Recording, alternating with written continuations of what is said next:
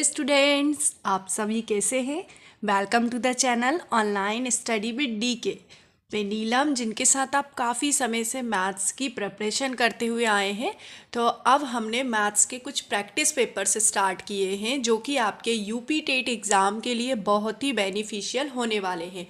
इस पेपर में मैंने जो मैथ्स शिक्षा शास्त्र है, मैथ्स पैडागॉजी है, उसको भी इंक्लूड किया हुआ है ताकि कुछ क्वेश्चंस आप उस तरह के भी देख सकें। और मेनली वन थिंग आपके लिए स्पेशल ये है कि आप इन प्रैक्टिस पेपर को लगाएंगे तो आपकी ओवरऑल प्रैक्टिस कंप्लीट हो जाएगी। चलिए तो फिर हम स्टार्ट करते हैं आज का हमारा प्रैक्टिस पेपर। क्वेश्चन है, आपकी कक्षा में किसी छात्र को जोड़ का प्रश्न हल करने में कठिनाई होती है। वह जोड़ को गुणा करके हल करता है। ठीक, आपकी कक्षा का कोई छात्र है, वह जोड़ का प्रश्न हल नहीं कर पाता है। जब भी उसको जोड़ दे रहे हैं तो वो गुणा करके बता रहा है। तो इस त्रुटि से आपको उस छात्र की क्या विशेषता का पता चलता है या उसकी क्या परेशानी का पता चलता है। तो सबसे पहला ऑप्शन आप रीड करेंगे, बच्चे को गुणा विधि का पूर्णतः ज्ञान है। ठीक। सेकंड ऑप्शन है, बच्चे को जोड़ की विधि का ज्ञान नहीं है। बच्चा जोड़ व गुणा के अंतर को नहीं समझ पा रहा है। और आपका फोर्थ ऑप्शन है, बच्चा को जोड़ व गुणा के चिन्हों में अंतर स्पष्ट नहीं है। देखिए, सारे जो चारों ऑप्शन है सभी का मतलब आपको एक ही है। पहले ऑप्शन में आपको ये बोला गया है कि भाई उसको जोड़ का नहीं गुणे का ज़्यादा पता है। ठीक। सेकंड ऑप्शन में आपको बोला गया है कि जोड़ की विधि का ज्ञान ही नहीं है। थर्ड ऑप्शन में बच्चा जोड़ व गुणा के अंतर को नहीं समझ पा रहा है। और चौथे में आपको बोला है कि वो अंतर को, चिन्हों के अंतर को स्पष्ट नहीं कर पा रहा है। तो जब भी पेडागॉजी के क्वेश्चंस आते हैं तो सारे जो आंसर्स होते हैं वो नियरेस्ट आंसर्स होते हैं। मतलब सभी का मतलब कहीं ना कहीं सेम ही निकलता है। तो आपको क्या करना होता है कि आपको इसमें से ऐसा आंसर चूज़ करना होता है कि जो सबसे ज़्यादा सटीक हो। ठीक, मतलब जिसमें सबसे सही तरह से सभी ऑप्शन का आंसर निकल रहा हो। जैसे कि अगर मैं पहला वाला ऑप्शन देखूं कि बच्चा गुणा की विधि का पूर्णतः ज्ञान नहीं है, यही वाला जो ऑप्शन है और जोड़ की विधि का ज्ञान नहीं है, ये दोनों ऑप्शन यदि हम देखे जाएं तो सा वाला जो है आप इसको देख सकते हैं कि बच्चा जोड़ व गुणा के अंतर को नहीं समझ पा रहा है। मतलब सीधी सी बात, ये सभी जो आंसर है इस सा वाले में इंक्लूड है, इसी के अंदर से सभी आंसर्स निकल रहे हैं। तो सबसे सटीक जो आंसर होता है हम इसमें पेडागॉजी में उस आंसर को लगाते हैं। तो आपका इस फर्स्ट क्वेश्चन का आंसर होगा सा वाला ऑप्शन, बच्चा जोड़ व गुणा के अंतर को नहीं समझ पा रहा है। आपका अगला क्वेश्चन है, 16 की पावर 3/4 का मान निकालना है। ठीक, काफ़ी इजी क्वेश्चन होगा ये कुछ लोगों के लिए, और कुछ लोग इस क्वेश्चन को नहीं समझ पाते। चलिए हम इस क्वेश्चन को सॉल्व करते हैं। 16 का मान क्या होगा।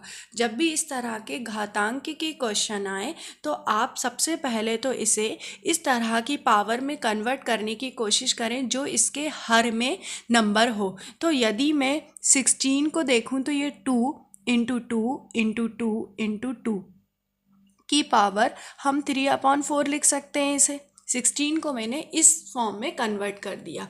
अब यहाँ पर 2 की पावर कितनी हो गई, 4, और हर अंश बटे हर आपका जो है 3/4, और 4 से 4 कैंसिल, तो 2⁻³ मतलब आपका जो आंसर हुआ 8। तो इस तरह के क्वेश्चन को हम इस मेथड से सॉल्व करते हैं। तो इसका ऑप्शन नंबर सा जो है 8 इसका आंसर हुआ। नेक्स्ट क्वेश्चन है आपका, बहुपद 3x² - 5x + x⁻⁴ का घातांक है। अब घातांक से देखिए, पहला क्वेश्चन भी मैंने घातांक से लिया था, इस क्वेश्चन को भी मैंने घातांक से लिया है। बहुपद 3x² - 5x + x⁻⁴। अब मैं आपको घातांक में घात क्या होती है, डिग्री क्या होती है, पावर क्या होती है, उसको एक्सप्लेन करने वाली हूँ। जब भी आपको कोई भी बहुपद दिया जाता है, कोई भी बहुपद दिया है आपको, तो उस बहुपद में जिस चर की, जिस वेरिएबल की सबसे ज़्यादा, सबसे बड़ी पावर होती है, वही उसका घात कहलाता है। आप यहाँ देखेंगे कि x यहाँ पर क्या है, आपका चर है, और इसमें 2, 1 और 4, तो इसकी सबसे ज़्यादा वाली पावर क्या है, 4 है। तो आपका जो आंसर होगा द ऑप्शन 4 होगा। नेक्स्ट है आपका व्यंजक x raise to the power 4 में आधार क्या है। देखिए x raise to the power 4 ये आपका आधार कहलाता है और ये आपकी घात कहलाती है। तो इसमें आधार आपका क्या हुआ, x, मतलब ऑप्शन नंबर जो फर्स्ट है वो आपका यहाँ पर राइट आंसर होगा। नेक्स्ट क्वेश्चन देखते हैं। निम्नलिखित में कौन सा व्यंजक द्विपदीय व्यंजक है। ठीक है, ये सारे जो क्वेश्चंस थे, मैंने अभी 4 क्वेश्चंस आपके पॉलिनोमियल बहुपद से लिए हैं। हमें इसमें घातांक, उसकी पावर को एक्सप्लेन करना और आधार, और ये थर्ड क्वेश्चन, फोर्थ क्वेश्चन जो है आपका पद से रिलेटेड है। एक पदीय, द्विपदीय और त्रिपदीय हम इसमें पढ़ते हैं पद में। तो आपका द्विपदीय, द्विपदीय मतलब क्या होता है, जिसमें 2 पद हों, जैसे कि ax² प्लस bx, तो इस, या b/y भी हो सकता है, cy भी हो सकता है, कुछ भी, मतलब 2 पद हों जिसे, उसे हम द्विपदीय व्यंजक कहते हैं। द्विपदीय मतलब जिसमें 2 पद हों। ठीक, अब यहाँ पर आप देख सकते हैं कि यहाँ पर आपका एक पद है, यहाँ पर 1, 2, 3 आपके 3 पद हैं, लेकिन यहाँ पर आपके 2 पद हैं। तो आपका जो पहला वाला ऑप्शन हुआ वो आपका राइट आंसर होगा, क्योंकि यहाँ पर इसमें 2 पद हैं। अब हम नेक्स्ट क्वेश्चन देखते हैं। एक व्यक्ति की आय तथा व्यय का अनुपात 7:6 है। अगर उसकी आय ₹1400 हो तो वह कितने रुपए बचाता है। क्वेश्चन को एक बार और रीड कर ले अच्छे से। एक व्यक्ति की आय तथा व्यय का अनुपात 7:6 है। ठीक, अगर उनकी आय जो है, यहाँ पर अनुपात दिया हुआ है, आपको जो जो दिया हुआ है पहले आप लिख लें। आय और व्यय जो है इसका अनुपात है आपका 7:6, आपको अनुपात दिया हुआ है। फिर आगे बोला गया है कि इनका जो आय है, इनकी जो आय है वो कितनी है, 1400, मतलब इस अनुपात में से एक अनुपात की वैल्यू दी हुई है, तो वह कितने रुपए बचाता है। तो सबसे पहले तो यदि आय आपकी 7 है, हम अनुपात को इस तरह से लिखते हैं 7x और 3x। अगर आपकी आय 7x है, ठीक, यदि आय आपकी 7x है और आपकी यहाँ पर दी है 1400, तो x की वैल्यू आपकी कितनी हो जाएगी, यहाँ से 200। ठीक, यदि आपकी आय से हम इस x की वैल्यू निकाल रहे हैं, तो आपका यहाँ पर 6 × 200 आ जाएगा, कितना, 1200। तो 1200 आपकी क्या हो गई, यहाँ पर व्यय हो गई। ठीक, और यहाँ से आपको दिया हुआ है आय और व्यय का अनुपात 7x और 6x, जो कि आपकी आय थी यहाँ पर 1400। यदि 1400 और व्यय आपका कितना है यहाँ पर, जो कि आप आय जो है आपको दी हुई है यहाँ पर कितनी, 1400। अब यहाँ पूछा गया है कि वह कितने रुपए बचाता है। आय में से यदि हम व्यय को माइनस कर दें तो आपको ये रुपए पता चल जाएंगे कि वह कितने रुपए बचाता है। तो देखिए 1400 और ये 1200, तो आपके कितने हो गए, 200। 200 आपके जो कि हैं ऑप्शन नंबर ए में, फर्स्ट ऑप्शन में आपको 200 दिया हुआ है, तो आपका जो होगा फर्स्ट ऑप्शन यहाँ पर राइट आंसर होगा। अब नेक्स्ट क्वेश्चन देखते हैं। तो इस टाइप का जो क्वेश्चन है, इसमें यदि अनुपात दिया हुआ है और वैल्यू दिया है तो आप इजीली इस तरह से इसे सॉल्व कर सकते हैं। इसमें बहुत ही कम समय में सॉल्व भी हो जाएगा। नेक्स्ट क्वेश्चन है आपका कि अगर 25 खिलौनों का मूल्य 385 रुपये हो तो ए से 33 खिलौनों का मूल्य क्या होगा। ठीक, अब यहाँ दिया हुआ है 25 खिलौनों का मूल्य 385 रुपये है।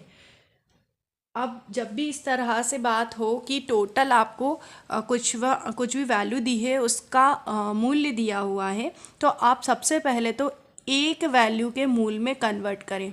यहाँ पर 25 खिलौने दिए हैं जो कि हैं आपके 385 मतलब 385 रुपये के। तो एक खिलौना आपका कितने का होगा? 385 बटे 25, हम 25 से भाग लगा देंगे। फिर यहाँ बोला गया है कि 33 जो खिलौने हैं उनका मूल्य क्या होगा। तो यदि एक खिलौने का मूल्य इतना है तो 33 खिलौनों का मूल्य कितना होगा? 385 बटे 25 इंटू 33। तो आपका ये सिंपल मल्टीप्लिकेशन आ गया है और आप इस सिंपल मल्टीप्लिकेशन को सॉल्व करके आंसर निकाल सकते हैं। आप एक बार फिर देखें इसके सॉल्यूशन को। 25 खिलौनों का मूल्य 385 है। एक खिलौने का मूल्य कितने का होगा? 385 में हम 25 से डिवाइड लगाएंगे। तो 33 खिलौने के मूल्य के लिए हम क्या करेंगे? 33 33 से मल्टीप्लाई करेंगे। तो आपका होता है 508.20। 508.20 कहाँ है? आपके ऑप्शन नंबर ए में, जो कि आपका राइट आंसर है। नेक्स्ट है आपका कक्षा अध्यक्ष छात्रों को गणित विषय पर संज्ञान देते हुए बता रहा है कि प्रतिशत तो दो शब्दों प्रति प्लस शत से मिलकर बना है। वह बच्चों को समझा रहा है। ठीक, क्वेश्चन फिर से एक बार रीड करें या आप चाहें तो पॉज करके इसे समझ के फिर आंसर दें। कक्षा अध्यक्ष छात्रों को गणित विषय पर संज्ञान देते हुए बता रहा है कि प्रतिशत दो शब्दों से मिलकर बना है। वह बच्चों को समझा रहा है। किसके बारे में समझा रहा है? संधि के बारे में, जोड़ के बारे में, समास के बारे में या फिर प्रतिशतता के बारे में। देखिए संधि और समास तो हमारे ये हिंदी और संस्कृत की बात हो गई, तो ये तो हमारे मैथ्स में होंगे ही नहीं। अब बात हो रही है जोड़ की और प्रतिशत की। तो यहाँ सीधा सीधा बोला गया है कि वो प्रतिशत को समझा रहा है, मतलब प्रतिशतता के बारे में बता रहा है। तो ऑप्शन नंबर दा जो है आपका यहाँ पर राइट आंसर होगा प्रतिशतता। तो आपका नेक्स्ट क्वेश्चन है अब, यदि एक मशीन 6 घंटे में 150 डिब्बे पर लेवल चिपकाती है तो 18 घंटे में वे कितने डिब्बों पर लेवल चिपका सकेगी। देखिए अभी हमने एक क्वेश्चन किया था जिसमें 25 खिलौनों का मूल्य 385 रुपये था। अब इसमें भी वही बात हो गई कि वह 6 घंटे में 150 डिब्बे पर लेवल चिपकाती है, 150 डिब्बों पर लेवल चिपकाती है। तो वह 18 घंटे में कितने डिब्बों पर लेवल चिपकाएगी। तो सबसे पहले तो हम इसे 1 आवर में कन्वर्ट करेंगे। 1 घंटे में वह कितने डिब्बों पर लेवल चिपकाएगी? 150 में हम 6 से भाग लगाएंगे तो आपका कितनी टाइम जाएगा? 6 दूनी 12 और 6 पंजे 30। तो 1 घंटे में वह 25 डिब्बों पर लेवल चिपका रही है। कितने डिब्बों पर लेवल चिपका रही है? 25 डिब्बों पर। अब पूछा गया है 18 घंटे में वह कितने डिब्बों पर लेवल चिपकाएगी। तो 18 घंटे हैं तो आप 25 डिब्बों पर और 18 घंटे में लेवल चिपकाना है। तब आपका मल्टीप्लिकेशन क्या होगा? 450। एक बार और देखें, 6 घंटे में 150 डिब्बों पर लेवल चिपका रही है तो 1 घंटे में कितने? 150 बटे 6 हमने भाग लगा दिया 25 डिब्बों पर। तो 18 घंटे में कितने? 25 इंटू 18। तो आपका 450 यहाँ पर सी ऑप्शन राइट आंसर है। अगला क्वेश्चन है आपका 16,000 रुपये की धनराशि पर 20% वार्षिक ब्याज दर से 2 वर्ष का चक्रवृद्धि ब्याज क्या होगा। आपके 16,000 रुपये की धनराशि है, वार्षिक ब्याज की दर आपको दी हुई है यहाँ पर 20% और समय दिया हुआ है 2 वर्ष और आपको निकालना है यहाँ पर चक्रवृद्धि ब्याज। ठीक, तो आप इसे डायरेक्ट भी निकाल सकते हैं। चक्रवृद्धि ब्याज का जो आपका सूत्र होता है उस सूत्र से आप डायरेक्ट इसका अमाउंट निकाल सकते हैं कि आपका ब्याज क्या होगा। तो चलिए हम इसे चक्रवृद्धि ब्याज के सूत्र से हल करते हैं। तो आपका क्या होता है? CI 1 + R/100 raised to the power जो भी n है -1। तो P आपको दिया हुआ है यहाँ पर कितना? 16,000। 1 + R आपको दी है रेट 20% की पावर 2, मतलब आपको ये 2 वर्ष दिया हुआ है -1। आप इसे सॉल्व करेंगे तो 16,000, इसे एलसीएम लें 120/100 इंटू 120/100 और माइनस आपका यहाँ पर 1। आप इसे सॉल्व करेंगे 16,000, मैंने इसे 2 से कैंसिल किया, आपका 0 से 0 कैंसिल, 2 6 ज़ा 2 5 ज़ा 2 6 ज़ा 2 5 ज़ा और ये -1। अब हम इसे 36 × 25 लिख सकते हैं। 16,000 ये आपका हुआ 36/25 और -1, ये सिंपल कैलकुलेशन ही हो रहा है यहाँ पर।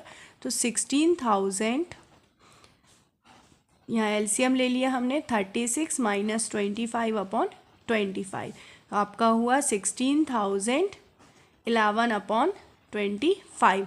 अब आप इसे कैंसिलेशन कर सकते हैं 25 से और देन मल्टीप्लिकेशन, आपका आंसर होगा 7040 रुपी। तो देखिए इसमें सिर्फ आपको चक्रवृद्धि ब्याज निकालना था। यदि आपकी कैलकुलेशन स्ट्रांग है तो आप डायरेक्ट इसे कर सकते हैं, इतना शायद स्टेप भी ना करनी पड़े आपको एग्ज़ाम में। मैंने सिर्फ आपको एक्सप्लेन करके यहाँ पर बताया है कैलकुलेशन को। तो आपका जो ऑप्शन नंबर बी होगा वो आपका यहाँ पर राइट आंसर होगा। नेक्स्ट क्वेश्चन है कि 0.043 एवं 0.00129 का अनुपात होगा। 0.043 और अनुपात में आपको लेना है 0.00129। देखिए डेसिमल का क्वेश्चन है, इसे रेशो में कन्वर्ट करना है। तो सबसे पहले तो आप यदि इस नंबर से इस पॉइंट को हटाएंगे, पॉइंट को हटाने की आपकी मेथड क्या होती है, यहाँ से पॉइंट हटाएंगे तो यहाँ पर आपका पॉइंट के बाद 1 2 3 1000 यहाँ मल्टीप्लाई हो जाएगा और आप यहाँ से पॉइंट हटाएंगे तो 1 2 3 4 5, 1 में आपकी यहाँ पर 5 0 इंक्लूड हो जाएंगी। ठीक, फिर आप इन्हें 0 से 0 को कैंसिल कर सकते हैं। तो आपका यहाँ हुआ 43/129 और आपका यहाँ पर 100 और 43 से ये 3 टाइम आपका कैंसिल हुआ, मतलब आपका जो अनुपात है 100:3 और 100:3 आपको कहाँ है, ऑप्शन नंबर डी में। तो आपका ये राइट आंसर हुआ। तो देखिए डेसिमल से हमने ये रेशो में कन्वर्ट किया। अब आपका अगला क्वेश्चन है, अग्रांकित में से कौन असत्य है। यहाँ से आपको बताना है कि आप इनमें से कौन सा जो कथन है वह आपका असत्य है। तो आप यहाँ पर देखेंगे कि जो वैल्यूज़ हैं, यदि आपको लॉग की रिमेंबर है या आपने पढ़ी हुई हैं तो आप इसको डायरेक्ट लगा सकते हैं, आपको याद रहेगा, तो आप यहाँ पर मिस्टेक नहीं करेंगे। तो यहाँ पर सबसे पहली बात तो आप यहाँ देखेंगे कि लॉग 100 यहाँ पर बेस है और 1 जिसकी वैल्यू दी हुई है आपको 0। ठीक, तो log 1 की वैल्यू बेस कुछ भी हो आपका 0 होता है। log ई दोनों समान है, आपका बेस भी और नंबर भी, तो आपकी इसकी वैल्यू 1 होती है। ये आपका राइट है यहाँ पर, ये दो तो आपके यहाँ पर राइट हो गए, ये दो आपके राइट है। फिर आपका यहाँ पर भी जैसे log ई है, इसी तरह से log 10 और 10 है जिसकी वैल्यू 1 है, तो ये भी आपका राइट आंसर है। लेकिन आप यहाँ पर देखेंगे कि log यहाँ पर a है और यहाँ पर 1 है, तो जिस तरह से यहाँ पर 100 था और यहाँ पर 1 था, उसी तरह से यहाँ पर a है और 1 है, तो इसकी वैल्यू यहाँ पर होनी चाहिए थी 0। ठीक, तो आपका जो ऑप्शन नंबर सी है, सा है, वो आपका यहाँ पर गलत है, ये आपका यहाँ पर असत्य होगा। क्योंकि आप इसी क्वेश्चन में ये भी देख सकते हैं कि इसी तरह का था और जिसकी वैल्यू आपको 0 दी हुई थी। हम नेक्स्ट क्वेश्चन देखेंगे, 3 घंटे एक दिन का प्रतिशत है। 3 घंटे हैं आपके एक दिन के और आपको इसे प्रतिशत में कन्वर्ट करना है। ठीक, सबसे पहले तो आपके पूरे दिन में, पूरे एक दिन में कितने घंटे होते हैं, 1 डे में आपके कितने और होते हैं, 24 और होते हैं। ठीक, तो 1 आवर में आपके दिन का 1 आवर आपका कितना पार्ट होगा, 1/24। एक घंटा जो पार्ट होगा आपका इसके दिन के अगर पार्ट में हम देखें तो 1/24। अब बात हो रही है यहाँ पर 3 घंटे की, तो 3 आवर कितने के इक्वल होगा, 3/24 मतलब 1/8। अब आपको कन्वर्ट करना है इसे किस में, प्रतिशत में। तो प्रतिशत में कन्वर्ट करने के लिए आप किससे मल्टीप्लाई करते हैं, 100 से मल्टीप्लाई करते हैं। अब आप देख सकते हैं यहाँ पर 2 से कैंसिल हो रहा है, तो 2 2 ज़ा और 2 25। तो आप इसे 25/2 को डिवाइड भी लगाएंगे तो 1 2 और ये 1/2 2%। आप इसे मिक्स्ड फ्रैक्शन में कन्वर्ट कर सकते हैं यदि आपके आंसर में मिक्स्ड फ्रैक्शन में आंसर्स हैं तो ऑप्शन नंबर ए में जो है आपका ये आंसर दिया हुआ है। फिर से एक बार देखिए, 3 घंटे एक दिन का कितने प्रतिशत है। सबसे पहले तो एक दिन में कितने घंटे होते हैं, 24 घंटे। तो 1 घंटे जो है पूरे दिन का कितने पार्ट हैं, तो 1/24। अब आपको पूछा गया 3 घंटे, तो 3/24 आपने कैंसिल किया, 1/8 आपको प्रतिशत में कन्वर्ट करना है। तो आप जब भी प्रतिशत में कन्वर्ट करना होता है, बदलना होता है, आप किससे मल्टीप्लाई करते हैं, 100 से।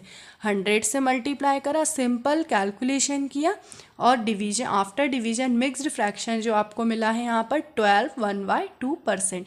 आई होप कि सभी क्वेश्चंस आपको अच्छे से समझ में आ रहे होंगे। आपकी जो भी क्वेरीज हैं या जो भी प्रॉब्लम्स हैं आप मुझे कमेंट बॉक्स में बता सकते हैं। अब हम नेक्स्ट क्वेश्चन देखते हैं। पाठ्यक्रम में गणित के विषय का महत्व है। ठीक, आपके जो मैथ्स की बुक है, मैथ्स का सिलेबस है, उसमें गणित विषय का महत्व क्या है आपको यहाँ पर ये पूछा गया है। तो आपको सबसे पहले बोला गया है नैतिक, बौद्धिक, सांस्कृतिक या फिर सभी। ठीक, तो गणित का जो विषय है, इस विषय को आप हर जगह पर यूज़फुल मानते हैं। कहीं पर भी आप खड़े हो जाएं, मैथ्स के बिना कोई भी चीज़ इनकम्प्लीट है। हर जगह मैथ्स का यूज होता ही होता है। तो यहाँ पर पाठ्यक्रम में गणित के विषय का महत्व है नैतिक, बौद्धिक, सांस्कृतिक। तो नैतिक में भी आपका होगा, बौद्धिक में भी होगा और सांस्कृतिक में भी होगा। तो आपका जो ऑप्शन है दा नंबर का ऑप्शन, ये आपका यहाँ पर राइट आंसर होगा कि पाठ्यक्रम में जो गणित विषय है उसका महत्व है। तो आपका नैतिक महत्व भी है, बौद्धिक महत्व भी है और आपका सांस्कृतिक महत्व भी है। तो इस तरह से गणित का जो विषय है वो सभी चारों तरफ से हर जगह पर आपका बहुत ही इम्पोर्टेंट है। नेक्स्ट है गणित शिक्षण की मुख्य विधि है। अब गणित शिक्षण की मुख्य विधि आपको यहाँ पर 3 विधि दी हुई हैं, आप इनके बारे में देखेंगे। आगमन विधि, निगमन विधि और विश्लेषण विधि। देखिए, गणित जो शिक्षण होता है इसमें आपको उदाहरण देकर भी आपके सूत्र निकाले जाते हैं या सूत्र के बाद भी हल किए जाते हैं। तो यदि आगमन की बात करें और निगमन की बात करें तो देखिए, उदाहरण देकर सूत्र निकालना या सूत्र देकर उदाहरण निकालना, इन दोनों विधि में ही समाहित है, आगमन में और निगमन में। फिर बात होती है विश्लेषण की। किसी भी डाटा को आपके छोटे छोटे पार्ट दिए हुए हैं और उन्हें फिर इकट्ठा करना या पार्ट को अलग अलग करना, ये सभी आपके विश्लेषण और संश्लेषण में आते हैं। तो इस तरह से देखा जाए तो गणित में आपको आगमन विधि का भी उपयोग है, निगमन विधि का भी उपयोग है और विश्लेषण विधि का भी उपयोग है। तो आपका जो ऑप्शन नंबर दा है ये आपका यहाँ पर राइट आंसर होगा कि गणित शिक्षण में आपको आगमन, निगमन और विश्लेषण तीनों विधियों का यहाँ पर उपयोग होता है। तो आपका ऑप्शन नंबर दा यहाँ पर राइट आंसर हुआ कि आपकी सभी विधि आपकी इम्पोर्टेंट है। आप कमेंट में आगमन विधि, निगमन विधि और विश्लेषण विधि का एक्सप्लेनेशन मुझे बता सकते हैं। नेक्स्ट क्वेश्चन है, गणित के अध्ययन से छात्रों में सबसे अधिक किस शक्ति का विकास किया जाता है। ठीक है, गणित का जो अध्ययन है, इस अध्ययन से छात्रों में सबसे अधिक किस शक्ति का विकास किया जा सकता है। तो देखिए यहाँ पर दिया हुआ है तर्क शक्ति, चिंतन शक्ति, समायोजन और सभी। देखिए, तर्क शक्ति मैथ्स का गणित का एक बहुत ही महत्वपूर्ण पार्ट है। किसी भी क्वेश्चन को पढ़ना, समझना, फिर उस पर अपने तर्क व्यक्त करना, ये मैथ्स का एक महत्वपूर्ण पार्ट है। तो आप हमेशा ध्यान रखें कि जो तर्क शक्ति है वो गणित के अंतर्गत आती है। नेक्स्ट है, गणित शिक्षण में शिक्षक को किस बात पर ध्यान देना चाहिए। मानसिक क्रियाओं पर बल देना चाहिए, व्यवहारिक ज्ञान पर बल देना चाहिए या गणित की महत्ता पर बल देना चाहिए। आप गणित के शिक्षण में अब शिक्षक की बात हो रही है कि शिक्षक को किन क्रियाओं पर बल देना चाहिए। देखिए, अगर शिक्षक क्लास में खड़ा होकर समझा रहा है कोई भी बात, या मैं आपको कोई भी बात बता रही हूँ, किसी भी क्वेश्चन का सॉल्यूशन समझा रही हूँ, तो आप भी कहीं ना कहीं आपके मानसिक क्रियाओं का इस्तेमाल करेंगे। ठीक, फिर इसके बाद उसमें आप उसे व्यावहारिक अपने जीवन के ज्ञान से भी जोड़ेंगे।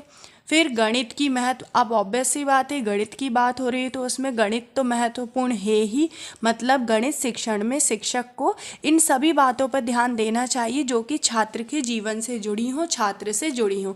मतलब आपका यहाँ पर द ऑप्शन सही होगा।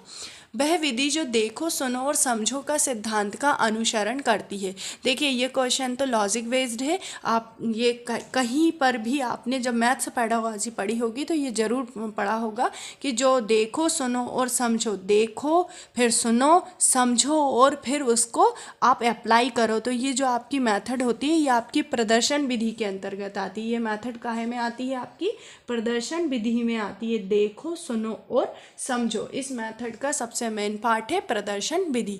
गणित शिक्षण में संबंधित मॉडल है, गणित शिक्षण से संबंधित मॉडल है। आप गणित शिक्षण की बात कर रहे हैं तो इसमें आपके घन भी आपका गणित शिक्षण में होता है, पिरामिड भी आपके गणित शिक्षण में होते हैं, और शंकु भी आप पढ़ते हैं।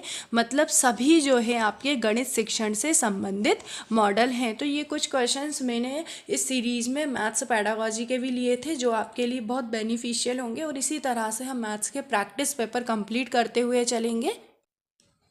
20 संख्याओं का समांतर माध्य 12 है, इन संख्याओं का योग होगा। ठीक, 20 संख्याएं हैं जिनका समांतर माध्य यदि 12 है तब इन संख्याओं का योग होगा। आपको समांतर माध्य दिया हुआ है, संख्याएं दी हुई हैं, तो इसमें आप डायरेक्ट क्या करेंगे, 20 संख्याएं हैं, समांतर माध्य है, तो आपका योग कितना होगा 240। मतलब डायरेक्ट आपका आंसर हुआ 1, ऑप्शन नंबर फर्स्ट। प्रथम 5 सम संख्याओं का समांतर माध्य है, प्रथम 5 सम संख्याओं का समांतर माध्य है, तो आपकी सम संख्याएं क्या क्या हैं, 2, 4, 6।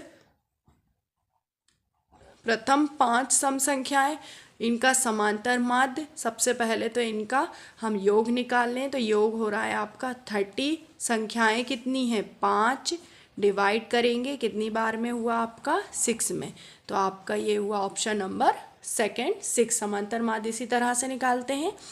अगला क्वेश्चन है, स्कूल की एक कक्षा का 2/7 भाग लड़कियां हैं, यदि कक्षा में लड़कों की संख्या 560 है तब आपको लड़कियां कितनी हैं ये बताना है। सबसे पहले तो स्कूल की एक कक्षा है, मान लो कि टोटल आपके x स्टूडेंट हैं, x में से 2/7 भाग जो हैं गर्ल हैं और आपके जो बॉय हैं वो हैं 560। मतलब इन दोनों को ऐड करके आपका टोटल मिल रहा है। मतलब ये हुआ कि गर्ल जो हैं और बॉय जो हैं, लड़कियां और लड़के दोनों को मिला के टोटल मिल रहे हैं आपको। मतलब 560 आपके x माइनस 2/7x के इक्वल, तो 5x/7 जो कि बराबर हुआ 560 के। ठीक, आप इसे कैंसिल करें और सॉल्व करें क्रॉस मल्टीप्लिकेशन से। देखिए किस तरह से होगा, 5 1 जा 5, 1 और ये 2, 1 1 2 × 7 इक्वल्स टू x। 784 जो हुए आपके क्या आ गए, ये टोटल, मतलब क्लास में टोटल बच्चे इतने हैं। अब यहाँ बोला लड़कियाँ कितनी हैं टोटल की, 2/7, तो 2/7 × 7 8 4 112 टाइम, मतलब 4 2 2। क्या हुआ आंसर आपका, option number second 2 2 4। I hope कि सभी क्वेश्चंस आपको अच्छे से समझ में आ रहे होंगे। नेक्स्ट क्वेश्चन देखते हैं। अगर एक कोण के कोटि पूरक का 7 गुना, अच्छे से रीड करें इस क्वेश्चन को, अगर एक कोण के कोटि पूरक का 7 गुना उस कोण के संपूरक के 3 गुने से 10 डिग्री कम है तो कोण की माप है। अगर एक कोण के कोटि पूरक का 7 गुना, अब कोटि पूरक और संपूरक, कोटि पूरक मतलब आपका टोटल कितने का हो 90 का, और संपूरक मतलब आपका टोटल कितने का हो 180 डिग्री का। ठीक, ये दो बात आपको यहाँ से समझ में आई कि कोटि पूरक क्या हुआ और समपूरक क्या हुआ।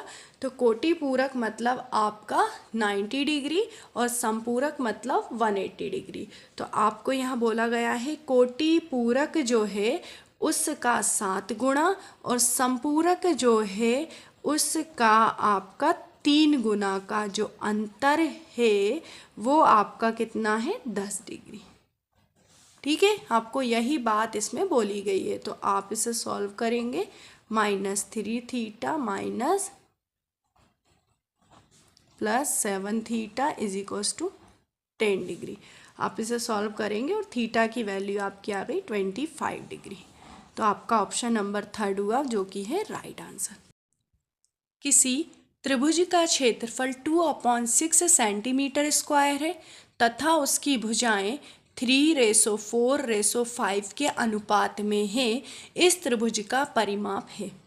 किसी त्रिभुज का आपको क्षेत्रफल कितना दिया हुआ है 6 सेंटीमीटर स्क्वायर तथा उसकी भुजाएं दी हैं 3:4:5। तो इस त्रिभुज का परिमाप क्या होगा। ठीक है, तो आपको यहाँ पर दो चीज़ें दी हुई हैं। एक तो आपको क्षेत्रफल दिया हुआ है और दूसरा आपको यहाँ पर उनकी भुजाओं के बीच का रेशो दिया हुआ है। तो आपको जो त्रिभुज का क्षेत्रफल दिया हुआ है सबसे पहले तो आप उसे लिखें, क्षेत्रफल 216 सेंटीमीटर स्क्वायर और आपकी भुजाओं का अनुपात है 3:4:5। ठीक, यदि ये समकोण त्रिभुज है, ठीक समकोण त्रिभुज है, तब हम यहाँ पर पाइथागोरस जो आपकी थ्योरम है उस प्रॉपर्टी के अकॉर्डिंग इसे कर सकते हैं। तो आपका क्या होगा 5x² = 3x² + 4x²। तो यहाँ पर हमने पाइथागोरस थ्योरम लगा के इन साइडों को लेकर के ये चेक किया कि क्या ये समकोण त्रिभुज है। तो समकोण त्रिभुज में क्या होता है कि 2 भुजाओं के वर्गों का योग तीसरी भुजा के बराबर होता है।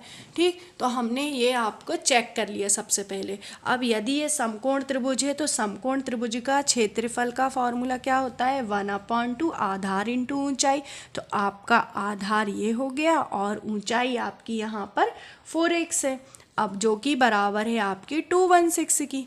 ठीक, अब यहाँ से आप सॉल्व कर सकते हैं। ये 2 टाइम कैंसिल हुआ, ये आपका 108 और तो आपका x² = 36 मतलब x = आपका ±6। तो आप x = क्या लेंगे 6 लेंगे, पॉजिटिव वैल्यू लेंगे। यदि आपका x = 6 है तो 3 × 6 4 × 6 और 5 × 6 करेंगे। चलिए हम इसे मल्टीप्लाई करते हैं और ऐड करते हैं। आपका 3x 4x और 5x है। ठीक, तो 3 × 6 निकालेंगे, 4 × 6 निकालेंगे और 5 × 6 निकालेंगे। तो आपका ये कितना हुआ 18, ये हुआ 24 और ये हुआ आपका 30। आप इसे ऐड कर लेंगे तो 72। तो आपका त्रिभुज का जो परिमाप हुआ वो क्या हुआ आपका 72 सेंटीमीटर। तो इस तरह से आपको यदि कोई भी अनुपात दिया है तो आप उसमें चेक करें कि क्या ये समकोण त्रिभुज है। यदि ये समकोण त्रिभुज है तो फिर आप समकोण त्रिभुज के क्षेत्रफल का हमने फॉर्मूला लगाया और परिमाप निकालने को बोला गया था तो हमने परिमाप फाइंड किया। आई होप कि सभी क्वेश्चंस आपको बहुत अच्छे से समझ में आए होंगे। आपको जहाँ भी कोई प्रॉब्लम होती है या क्वेरीज होती हैं आप मुझे कमेंट बॉक्स में पूछ सकते हैं।